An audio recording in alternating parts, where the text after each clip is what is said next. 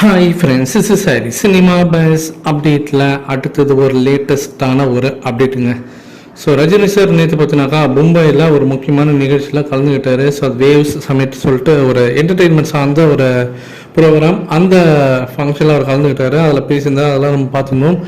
அந்த ஃபங்க்ஷனை முடிஞ்சிட்டு இப்போ ரஜினி சார் பார்த்தினாக்கா நேற்று இரவே மீண்டும் வந்து சென்னை திரும்பிட்டார் அப்படின்ற மாதிரி சொல்கிறாங்க. அவர் வந்த அந்த புகைப்படமும் இப்போ ஆன்லைன் சோஷியல் மீடியாவில் அவைலபிளாக தான் இருக்குது.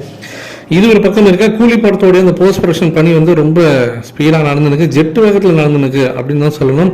ஏன்னா அந்த படத்தோடைய ஒட்டுமொத்த போஸ்ட் ப்ரொடக்ஷன் பணிகளையும் பார்த்தீங்கன்னாக்கா சன் பிக்சர்ஸ் வந்து அடுத்த மாதம் மிடில்லே முடிச்சிடணும், அதாவது ஜூன் 15-20 தேதிக்குள்ளே முடிச்சுட்டு ஒரு ரஃப்லி ஒரு 2 மாதம் போல், அதாவது ஜூன் 15-20 தேதியிலேருந்து ஆகஸ்ட் 14 படம் ரிலீஸ் ஆகிற வரைக்கும் ரஃப்லி ஒரு 60 நாளைக்கு 50 நாளைக்கு அவங்க முழுக்க ப்ரொமோஷனில் ஈடுபட போகிறாங்க. அது ஆஃப்லைன் ஆன்லைன் ரெண்டுத்தையும் சேர்த்து நான் சொல்கிறேன், பயங்கரமாக ப்ரொமோஷன் பண்ண போகிறாங்க. ஏன்னா இந்த படம் 1000 கோடி அடிக்கணும் அப்படின்னு சொல்லிட்டு அங்கே வேலை பார்த்துருக்காங்க.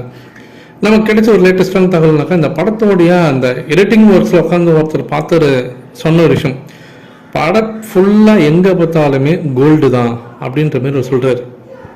கோல்டு தானே எதை வச்சு சொல்கிறீங்க அப்படின்னு போது, அந்த படத்தோடைய பின்னணியில் வரக்கூடிய காட்சிகளாக இருக்கட்டும், படத்தோடைய அந்த கலர் ஷேடே முக்கால்வாசி அது ஒரு மாதிரி கிரே, பிளாக் அண்ட் ஒயிட், ஒரு மாதிரி கோல்டு, அந்த கோல்டை ஹைலைட் பண்ணி பார்க்கக்கூடிய அந்த ஷேட்ஸு, அதுமாதிரி ரஜினி சார் யூஸ் பண்ணக்கூடிய விஷயங்கள் எல்லாமே கோல்டு கலரு.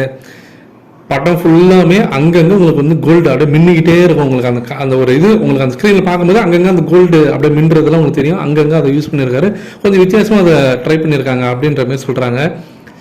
ரஜினி சார் பார்த்தீங்கன்னா ஏற்கனவே நம்ம சொன்னிருந்தேன், அவருடைய டப்பிங் போர்ஷன்ஸ் எல்லாம் ஒரு பகுதி வந்து ஆல்ரெடி அவர் முடிச்சிட்டாரு.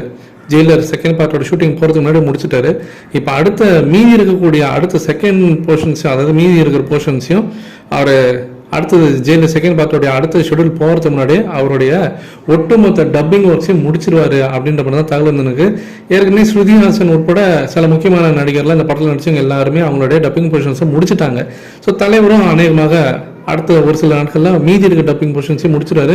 ஒன்ஸ் அதை முடிச்சுட்டு பண்ணும்போது அந்த டப்பிங் முடிச்சிட்டாரு அப்படின்னு சொல்லிட்டு ஏதாவது அப்டேட் வரதுக்கு நிறைய வாய்ப்புகள் இருக்குது அப்படின்ற மாதிரி சொல்கிறாங்க. ஸோ வெயிட் பண்ணி பார்ப்போம் ஃப்ரெண்ட்ஸ்.